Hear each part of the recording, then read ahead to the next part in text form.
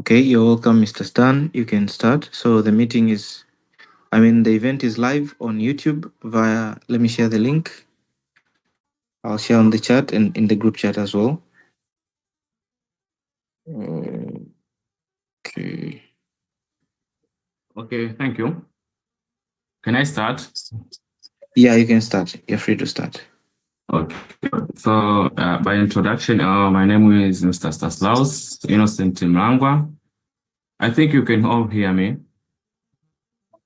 Frank, Yes, can you yes, hear me? yes, we can. I can hear you. Okay.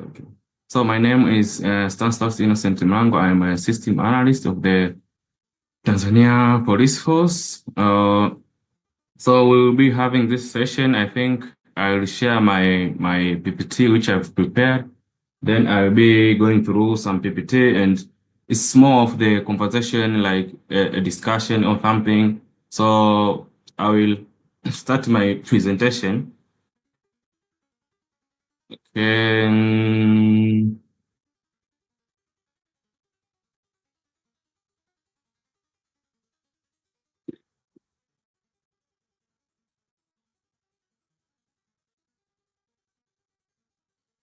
yeah, I think you can see my screen.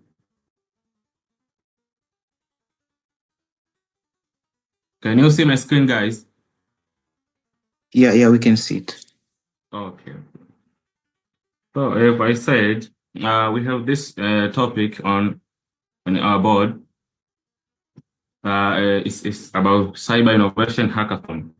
So, I mainly based on the exploring, prototyping, and development in real-world scenarios. Uh, Based on hands-on MVP building, testing, and feedback. As I said, this presentation has been prepared by me. So we'll be going through the prototype on the building. First of all, we have to know what is prototyping basics. So, as I've said, prototyping in the process of creating a preliminary mode of a product or system. So we know before having a lead thing, you can have a sketch or a structure, or we know that anything starts from an idea. So that idea, you can keep it in either a sketch or a drawing. That's called a prototype. So based on our topic, it allows designers and developers to visualize and test the ideas before moving to full-scale production. We know that moving to full-scale production, it may require or it may cost a lot. So in order to remove these costs and to have a good end product, you need to have this prototype. So we will see how can we build this prototype, and we will see the MVP, minimal viable products. Prototype can be low fidelity, like sketches or wireframes, as I've said before, or high fidelity, like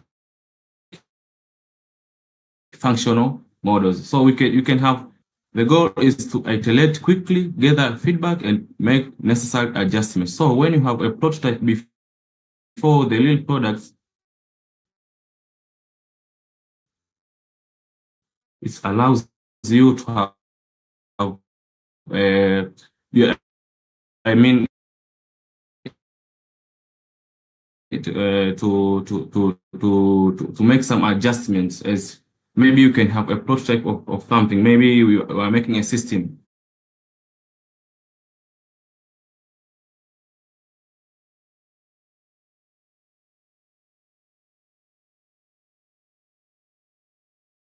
Can send it to management or to whatever the user, and the management can say, no, this doesn't work like this, or maybe this will not solve the real problem, the real issue. So you will adjust, you will switch according to the user, or to the management, or to your customer. What do they need? Do they meet the expectations? So this is one of the importance of prototyping before going to development. The third one is like, moreover, it saves resources by avoiding cost changes later in development cycle and encourages collaboration among team members and users. As I've said, I've explained this before.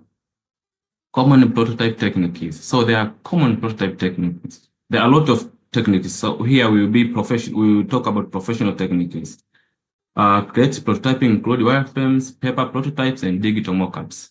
So wireframes are basic layout that focus on structure and functionality rather than design. So this wireframes is just based on structures. Like maybe you need to build a car. So you have the structure of it. We have basic layout of it. When we say of paper prototype, allow for quick and easy physical presentation of ideas. Paper, like you draw something, maybe like, so here it depends with what you are developing. So in paper, you can sketch or light or draw something like, maybe I want my system to be this way, this in a paper form. And then it will allow you to present your idea to user or to customers. And then you can also switch according or adjust according to your ideas. Then the third one is the digital mockups, often created using software tools. We know there are a lot of softwares for digital mockups, like Figma. Figma is the most famous one. So you can create your prototype in a Figma and then send it to you then or customer and see if it's useful or what they get. More interactive, like using software tools, present more interactive and detailed version that can see. So I encourage, like, a lot of system use this digital mockup. I encourage us, like, maybe in our cyber, maybe I want to solve a certain problem. So you can create using, maybe you want to create an application like, in Tanzania, we have a certain problem. Maybe people are not aware of this cyber crimes. You know, like they don't know where to report when they get these issues of cybers. So you can create an application where it allows users to press a button and to report on police or someone. This is the third one. Then so I encourage us like to use the digital mockups, the Figma one. It's more interactive and intelligent.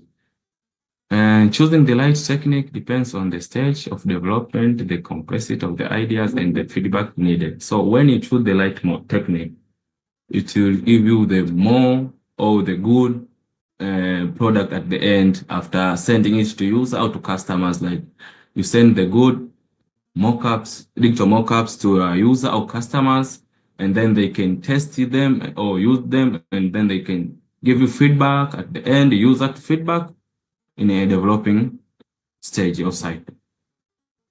These are the common techniques for prototyping. The second thing is MVP development. What is an MVP development? First of all, we should have an understanding about an MVPs. A minimum viable product is a simplified vision of a product that includes only essential features to satisfy all adapters. The aim is to launch quickly, to test ideas, and to lead market while minimizing initial costs. As I've said before, there's an MVP and there's a prototype. When we say an MVP, is a simplified vision of a product that includes only essential features. Taking examples of Facebook, we all know Facebook and we have used it. We know the story of Facebook. Yeah. Mark Zuckerberg first he introduced it to his team or to his classmates. Then they used it as just they were sharing some we call like ideas, like those are pictures in a book and they're sharing their ideas. Then he took it and introduced it into a system. He took that normal or that book and built it into a system. So that can be a good example of MVP is just a minimum viable product, vision of a product, what you want to build at early stages. As you can see now, Facebook is much more developed. The other example is Instagram. We know the first Instagram, if we all used it, like the first Instagram, it was just sharing a picture and some little bit kind of tools for editing, like you can edit your pictures. Yeah. But now we know it is a lot of features. So the early version of Instagram, we can call it a minimum viable product. So you can have a MVP or on based on your product, like you want to have it before producing or having pumping at the end. The aim is to launch quickly to test ideas into real market while minimizing initial costs. So the main aim of this MVP is to launch it quickly, like testing ideas. If the idea solving problem, you get it. You can have ideas, but the ideas cannot solve the problem. So when you have the MVPs, you can see or you can know like that's the problem and minimize the initial cost. We know like when we build a startup, we don't have a lot of funds. So this can be the best way to reach our goals. Preference and pain points informing further development. As I said, like we will share it to the team. You can share it to our group members or to our close friends to use. Like you can have a system, as I've said, based on the problem you're solving and share it to just people to interact with it, and they can give you the pain point like, no, this is not solving the problem. You can switch to this, you can customize to this. I think we all understand this. MVPs are about learning and validating the values of an idea before investing in a complete product. Yeah, as I've said, like an MVP, they save cost. We know we cannot just go straight to a real product before having MVP. You can go, but it can be costful. And as we young, we don't have a lot of funds when developing or building something. So this is one of a way to reduce those costs. It can be also a way like to do a survey, like, oh, okay, the users need this, the users will need this. When you are trying to solve a problem that you think exists, but you are not quite sure if it's a this pain point. So you can have a problem. Like I'm experiencing a certain problem. I'm not really sure if it's a pain point. So when I share it with the second person or the third person, it will give me a pain point like, oh, if I solve it in this way, if I make it in this way, if I keep it in this way, it can really touch or it can really solve a real problem. And we are advising like we should have a personal connection with our problems. We should have like you can tell whether the solution is in the ballpark of solving the real problem. Why were we advised to have a personal connection? Why is having a personal connection to a problem helpful? Like when you are discouraged, like you still have a personal connection to see you through and through until you find a solution that does work for your problem. You can also tell whether the solution is in the ballpark of solving the real problem. As I have said, your MVP. First of all, we are not advised to fall in love with your end products or with your system or with what you are building. But first of all, we are not advised to fall in love with your end products or with your system or with what you are building, but fall in love or be in love with your problem. Like maybe I'm in love, but discourages. Like you still have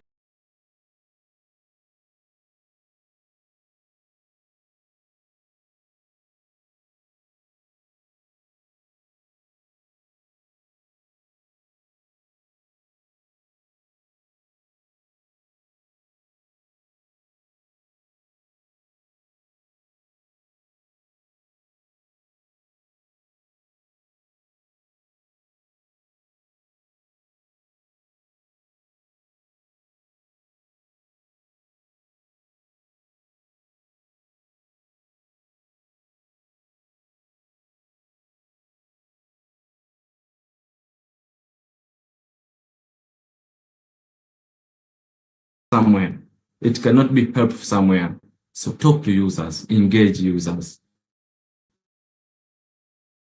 So through MVP, you can engage users and you can see how, through MVP, you can engage users and you can see how your system solve the problem. Yeah, Lightning code is not, it's no more, it's no more fancy like, I can write code, I can develop a system. Does your system help with the society? Does your system solve a certain problem? We know like Facebook or I can use like this M-Pesas, Tigo Pesas, they really solve a problem. Like before it was difficult to send money to someone, like you are in town and you want to send money to a village people. It was really difficult. You could use buses or posters. But now there's M-Pesa. So they want to develop the M-Pesa. So the problem, like, I am in town and I want to send money to my father, to my mother, but I cannot do it. How can I do it? Develop something that can send digital money to my parent and they can get it within a minute, within a second. This is how we can change our society. MVP is a learning tool, not the final product. We should know that MVP is a learning tool, not a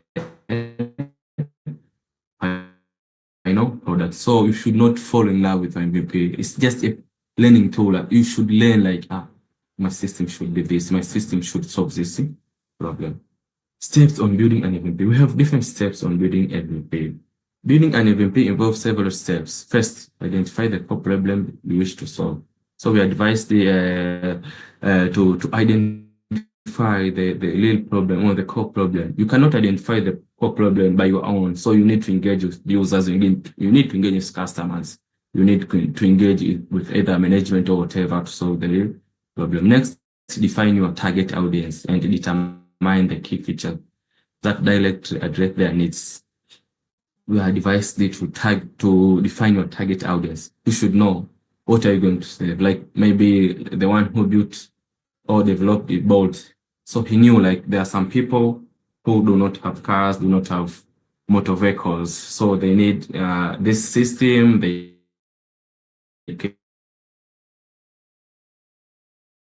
can request, they can pay online, they can do what they can pay cash. I think it's like he knew the target, or they knew the target audience before going to build it and focus on functions. Sometimes when you are building something, we can just focus on the looks on something, but we lose focus on functionality. Functionality is a key measure in your development. We should base on functionality. But non-functionality also are the key factors, but functionality is the key measure for development. After building the MVP, launch it to a selected group of users who can provide valuable feedback. As I've said, you can, after identifying the problem, determining the target audience, then creating a prototype, then and building the MVP, you can launch it to a selected group. You can have your friends, like how I said before, like Mark Zuckerberg shared it with some people, though some people discouraged him. No, this gonna work, this won't work, or whatever the feedback he gets, or you get. But at the end of the day, focus on what you want to build, and then receive the product, the feedback in a positive way. Like users said, oh, this is not okay, this is okay, this can be in this way. So that's how you can have a good product at the end. Final, analyze the feedback and iterate on the product based on the insights gained. Gathering feedback for MVPs. Feedback is crucial after launching an MVP. We understand that, as I've said before, like after sharing it, you can have both positive and negative feedbacks. Use surveys or interviews and analytics to understand user experience and collect insights what works and on what doesn't work. So you can use different ways, like you can have surveys, you can create a Google form or whatever surveys, methods, digital surveys. You can have interviews with the users, with the customers, but also you can have data analysis or based on user experience.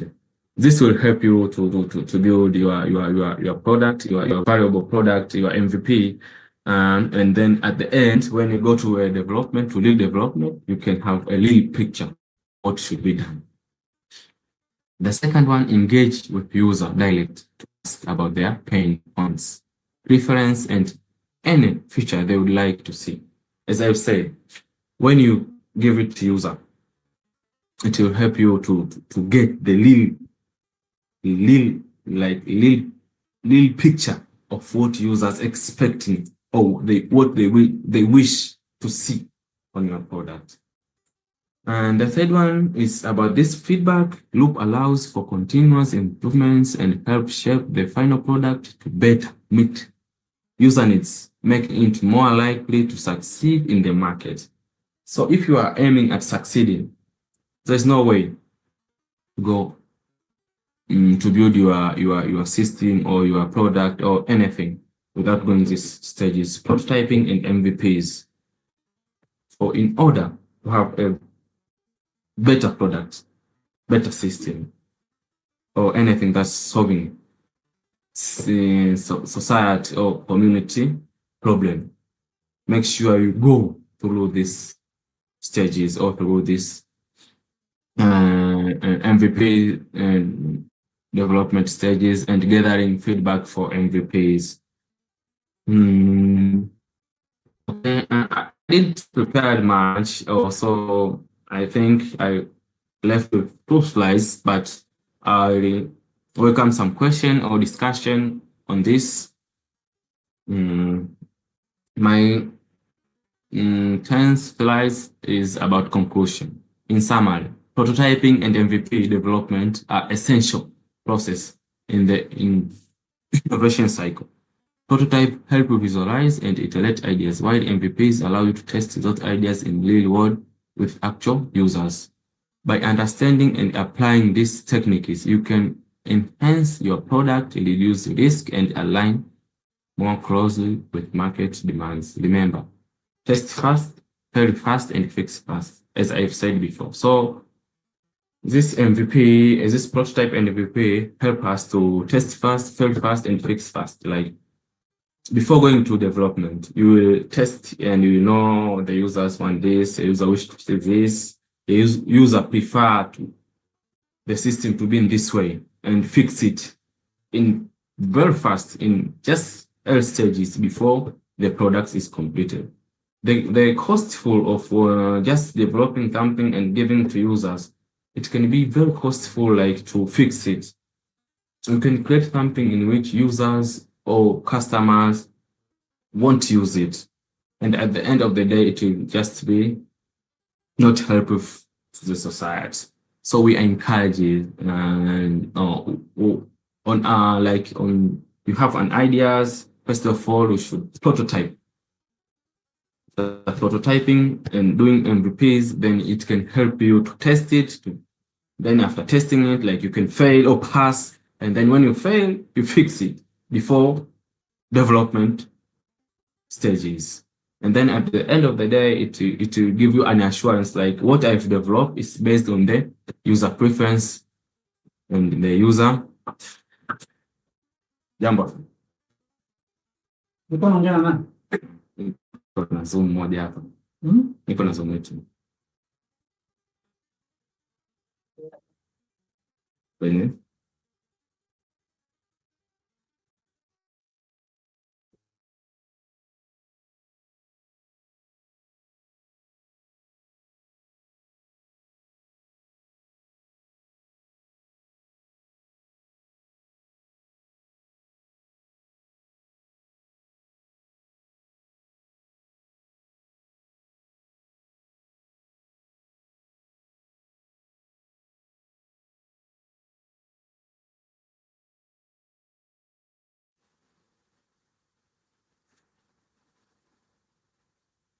Okay, so my session is done, and I welcome you for questions. Anyone with questions?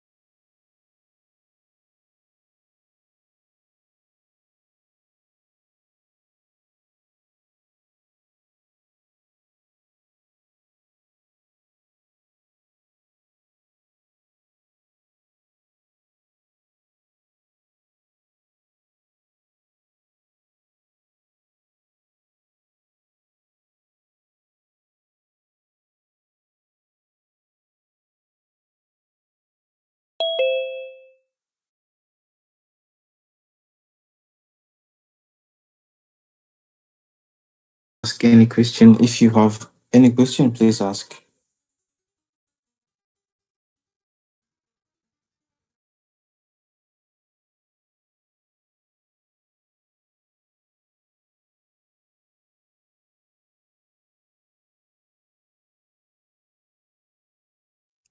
Okay, so I received some messages from some of you. As we announced that if you have any requirement on product development, you can ask and then we can deliver. So I received some requests from you guys, and yep.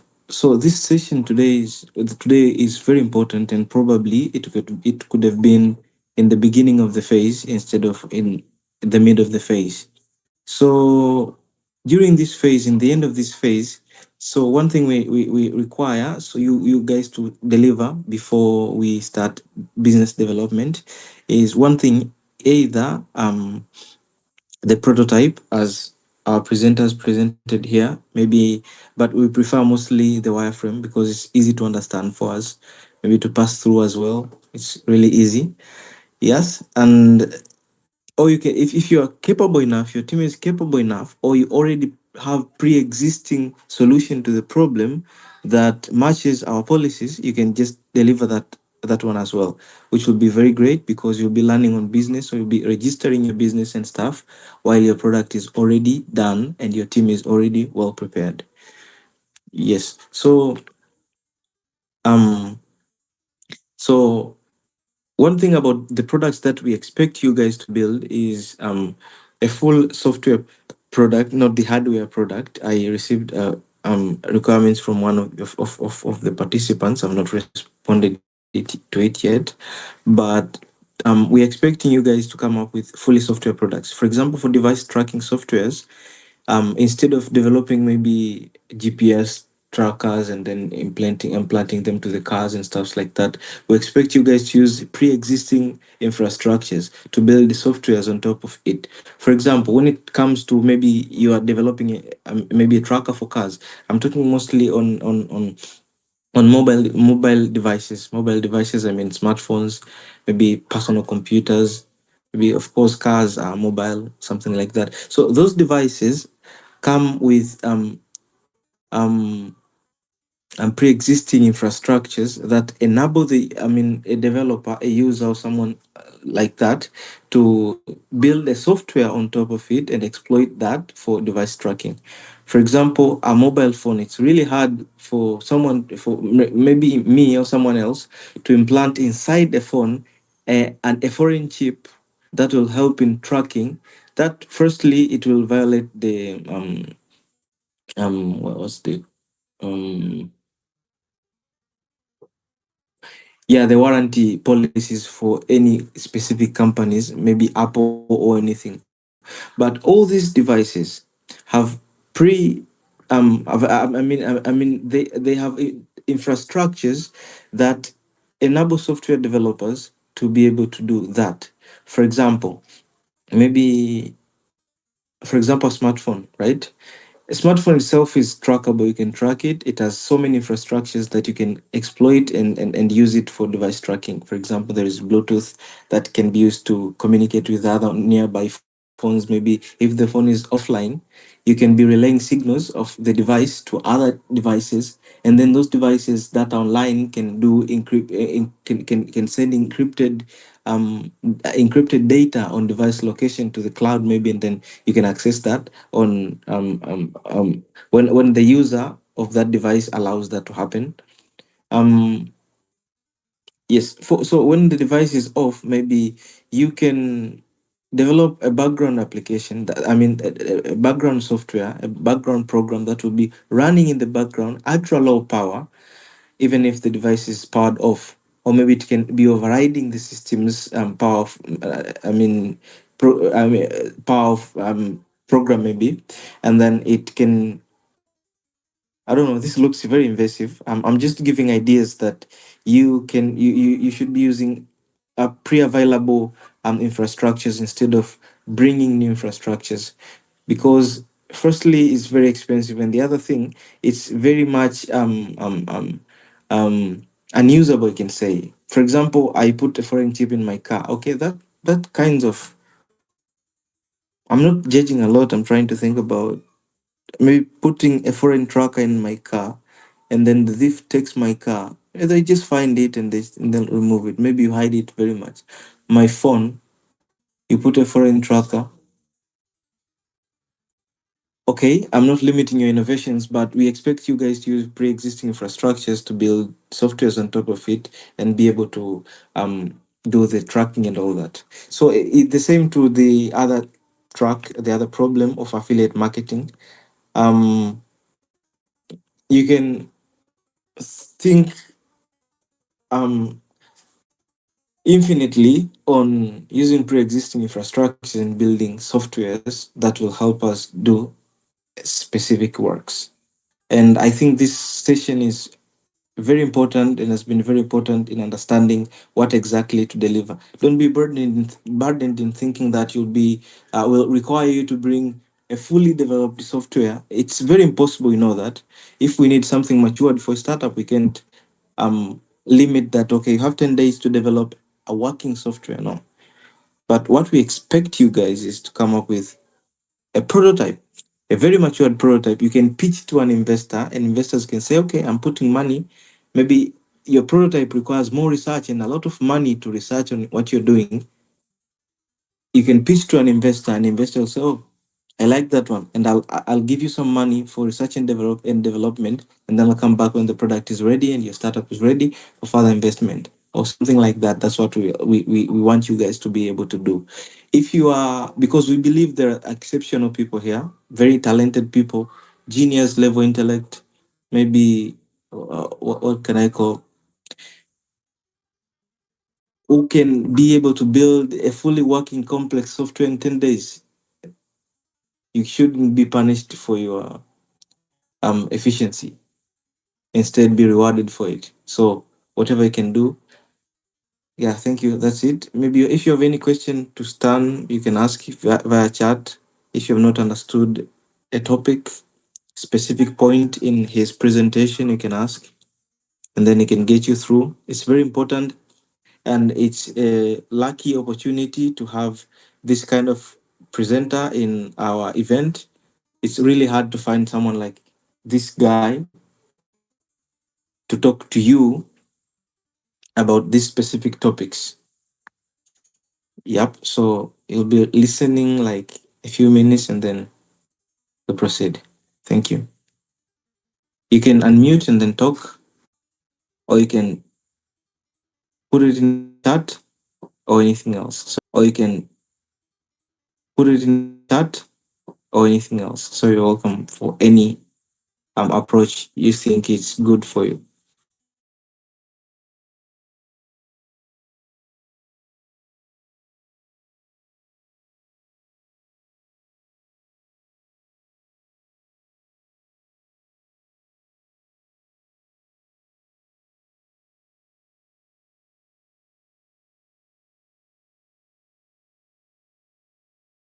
Okay, if there is no any question, I'd like to ask you some myself. So how many of you have,